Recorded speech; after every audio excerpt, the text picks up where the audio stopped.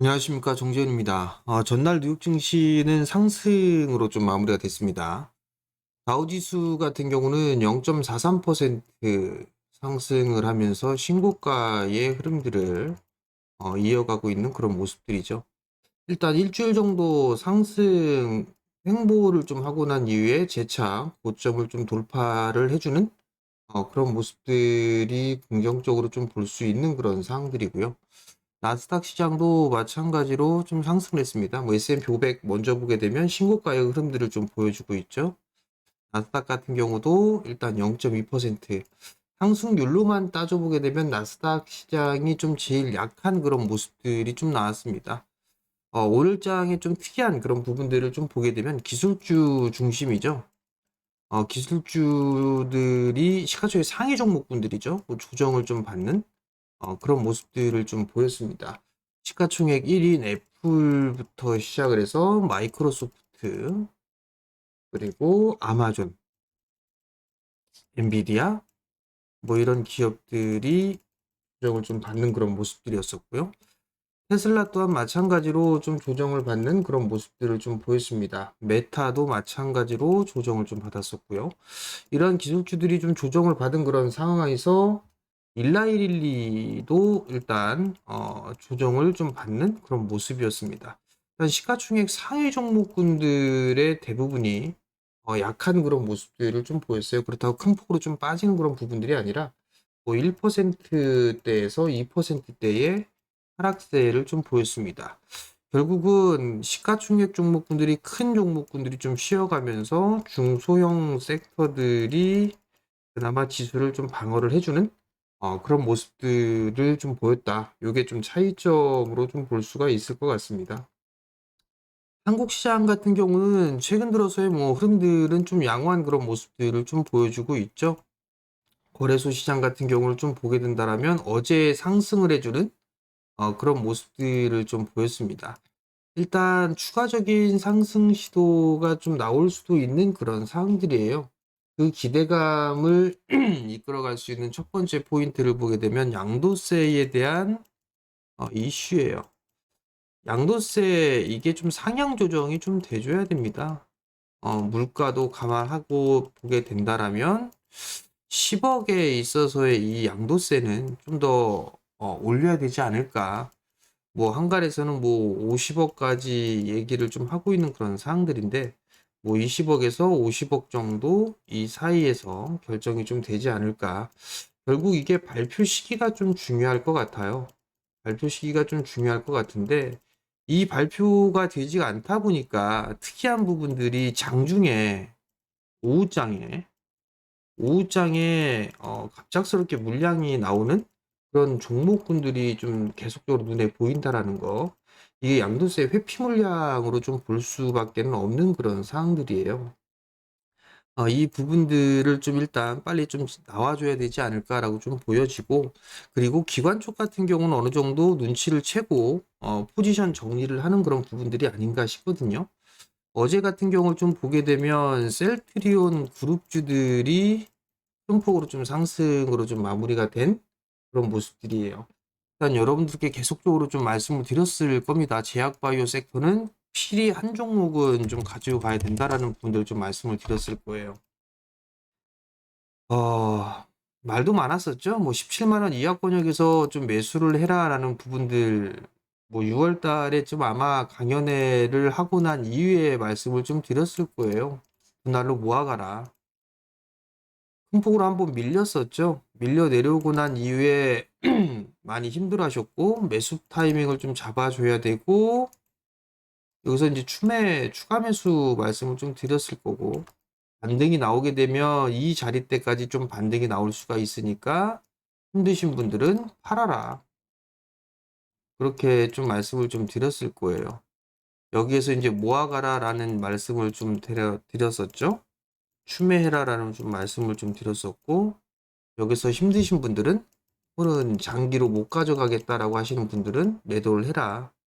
스타맷에서도 매수가 위로는 다 올라왔었어요.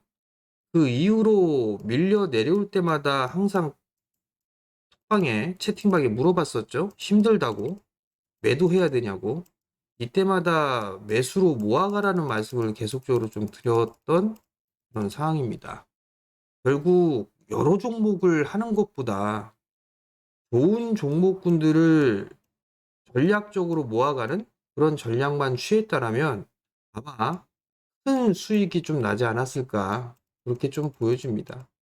어제 같은 경우도 급등이 좀 나와주는 그런 모습들을 좀 보였어요. 종가 기준으로 6%대 올랐고 지난주 금요일 같은 경우도 마찬가지로 6%대 상승을 했습니다. 셀트리온 헬스케어 또한 마찬가지예요.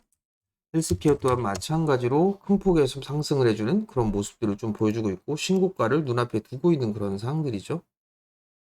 여러 종목군들을 할 필요는 없어요. 일단은 장기적으로 베팅을 할 수 있다라고 하게 된다라면 모아 나가게 된다라면 그 종목 하나로 큰 수익을 낼 수가 있는 그런 상황인데 일단 어찌 됐든 이들 기업들이 상승을 했던 거는 공매도 잔고예요. 공매도 잔고가 많이 있는 종목군들에 있어서는 쇼커버가 조금씩 들어오는 청산을 해 나가는 그런 모습들을 좀 보이는 게 아닌가 싶습니다. 그렇기 때문에 만약 양도세 이슈가 나오거나 그런 부분들이 나오게 되면 아무래도 공매도 잔고 상위에 있는 종목군들의 흐름들이 좀 나올 수도 있지 않을까 싶어요. 그 부분들을 한 번쯤은 체크를 해보는 것도 한 가지 전략이 좀 되지 않을까 그렇게 좀 말씀을 좀 드려보도록 하겠고요. 일단 지수에 있어서는 추가적인 상승이 좀 조금 부담스러울 수도 있다라는 좀 생각을 해요. 코스피 시장으로 좀 보게 되면 이렇게 추세적으로 좀 돌파 시도가 좀 나와주는 그런 모습들을 좀 보였어요. 일단 코스피 지수 같은 경우는 이 하락 추세대를 안착을 해준 부분들에 있어서는 긍정적으로 볼 수가 있는 그런 사항들이죠. 그러면 이 부분들에 있어서 다시 한번 그어보게 된다라면 이렇게 좀 구을 수가 있을 것 같아요. 일단은 이 자리대에서부터 한번 때대를 그려보게 된다라면 이 자리대가 있겠죠. 그럼 이 자리대가 2550포인트 언저리대예요. 만약에 추가적으로 상승을 한다 라고 하게 된다라면 즉 2550포인트대 언저리대로 온다 그러면 단기 매도입니다. 여기서는 단기 매도 요 부분들을 기억을 하셨으면 좋겠고 만약에 오지 않고 밀려 내려왔어요. 이렇게 매수입니다. 요 부분들은 기억을 하고 시장에 좀 대비를 하면 좋지 않을까 그렇게 좀 말씀을 드려보도록 하겠고요. 뭐 시장에 밀린다고 하더라도 크게 밀릴 자리대는 없어 보입니다.